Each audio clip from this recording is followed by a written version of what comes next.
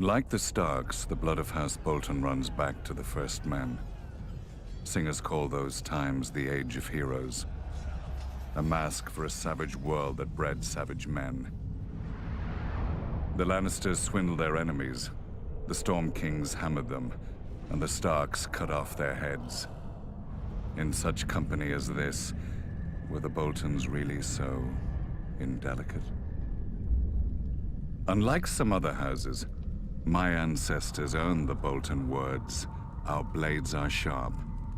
They passed down not a Valyrian greatsword, but a knife, honed and thin enough to fit between the topmost layer of skin and the tissue below, and peel.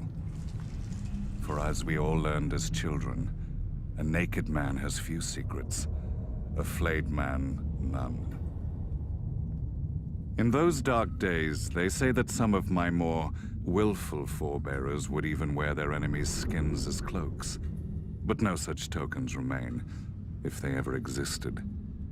Certainly not hanging in some secret room in the Dreadfort, as old wives and fools insist.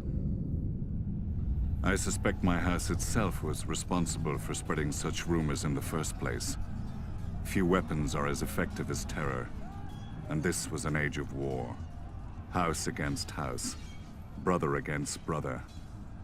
The Iron Men were on the rise, and never far from our shores.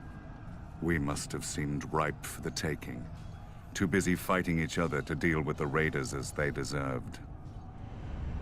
Thus the Starks took it upon themselves to unify the North, under them. They drove the pirates out of White Knife and claimed the eastern coast, and married the Marsh King's daughter for the neck. A Stark wrestled for Bear Island and won. Or so they say. Silly stories.